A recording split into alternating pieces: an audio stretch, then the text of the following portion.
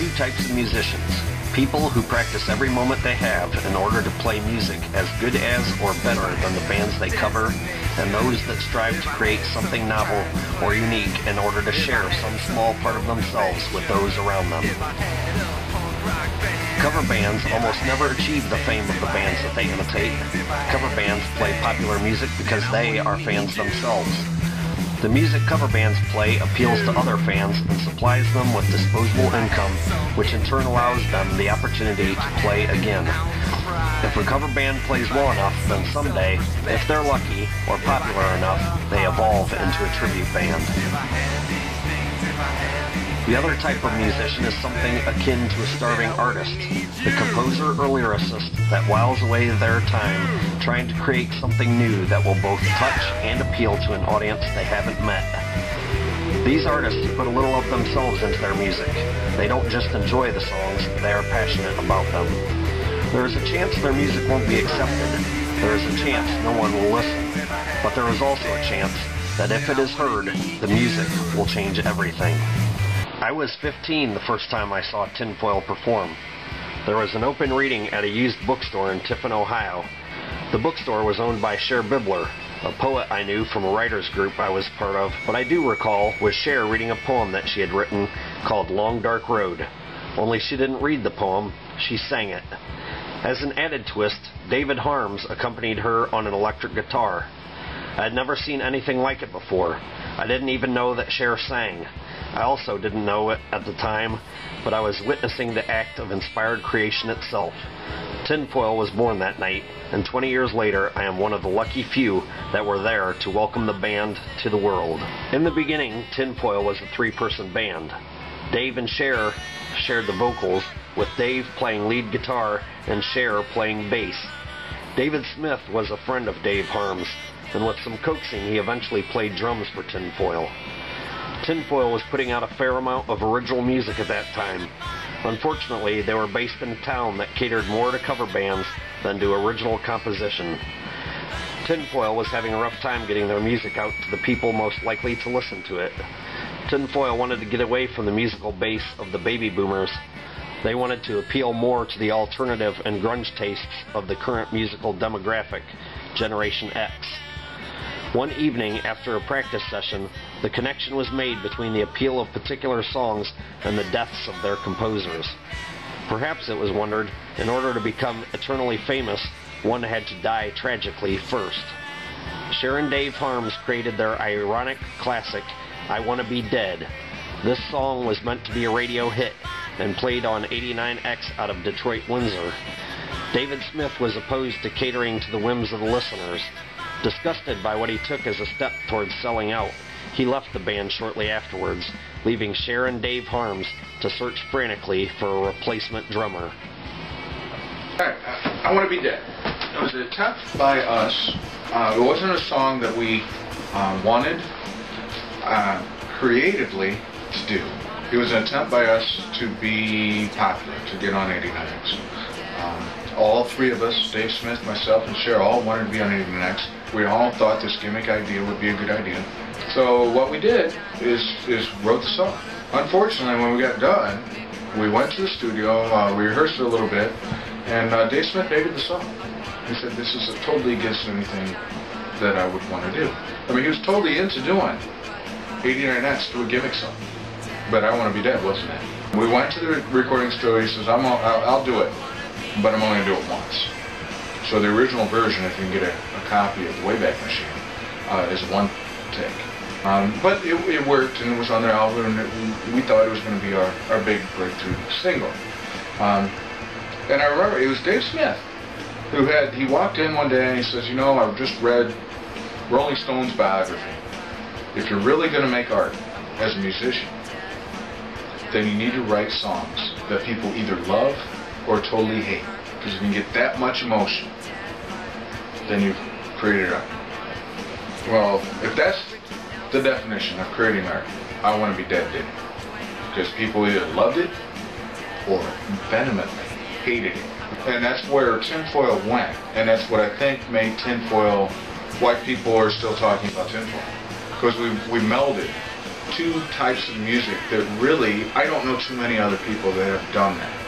So Cher is bringing in these artistic lyrics. I mean, lyrics that to this day, I'm like, wow, I wish I knew where those come from. I mean, they're just amazingly written lyrics with a hard rock guitar. I mean, all I ever wanted to do was play hard rock guitar. I wanted to play solos. I wanted to play, you know, and that was, and we melded those two things together. Right when metal went out and grunge came in. Hey, I Want to Be Dead came out, and we got such a backlash on it. And then Kurt Cobain committed suicide like 2 months later. And it was just kind of like everything that we had talked about in that song when Kurt Cobain died came true for Kurt Cobain. So I'm not saying I Want to Be Dead was the best song. But I'm really happy that Cher and I got back together and re-recorded it this year because it deserves to be on the greatest hits album. It was a huge change. Over the years, Tinfoil has had numerous successes. Counting Backwards was their first song to chart on the CMJ music charts. The band would have at least 4 charting songs. Tinfoil was featured on the cover of the Detroit-based magazine Jam Rag. Tinfoil opened for the band Damien in Toledo at a CD release party and played alongside Kid Rock in Toledo. In 2008, Tinfoil was even a finalist in the Toledo Battle of the Bands, coming in second to none other than Crystal Bowersox of American Idol fame. In 20 years as a band, Tinfoil has gone through various changes. They have had, over 2 decades, 5 guitarists, 6 drummers, 8 bass players, 1 pianist, and 1 keyboardist. Only 2 members have been a constant in the continuing story of Tinfoil, Cher Bibler and David Harms.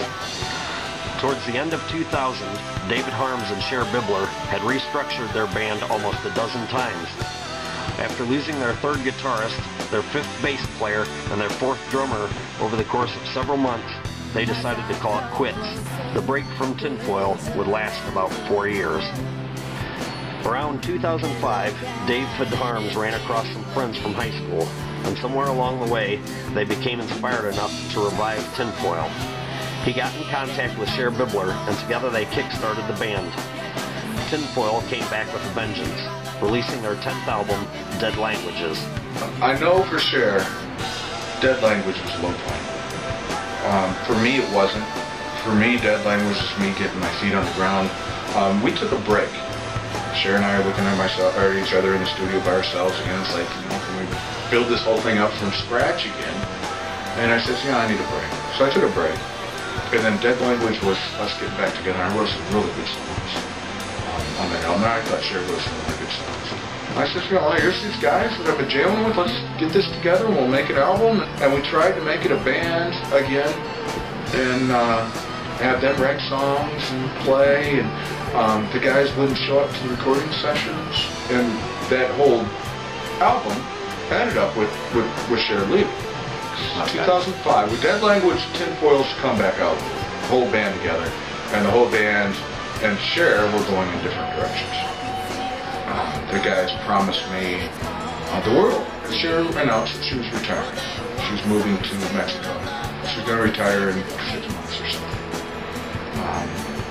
And the rest of the band said, saying to Cher 6 months early, we're going to continue on our own way. That I was going to be lead singer and go that way.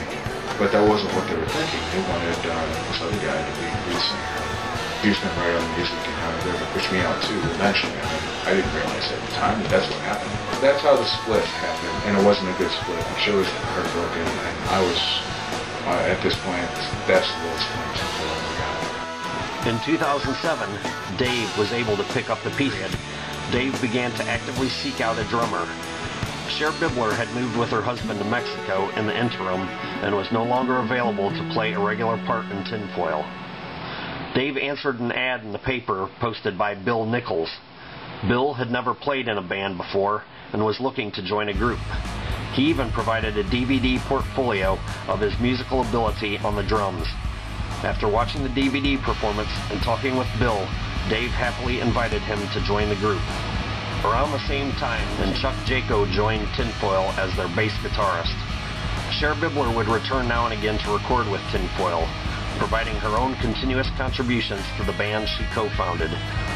In 2009, Jaco quit to spend more time with his family, and the band began the search for a new bassist. Rick Wagoner joined the band shortly after this. Rick was a fellow teacher and an associate of David Harms, and was interested in playing live music, having played guitar for almost 40 years. Tinfoil released their latest album, Crank It Up, in 2011. Dave, Bill, and Rick are all teachers. In order to make money on their art and continue to perform regularly, they often play gigs at local bars as the cover band Old School. This provides the money and the venues to allow them the luxury of continuing to play great music together. It also allows Tinfoil to remain a creative force and to maintain its legacy as a cutting-edge alternative band.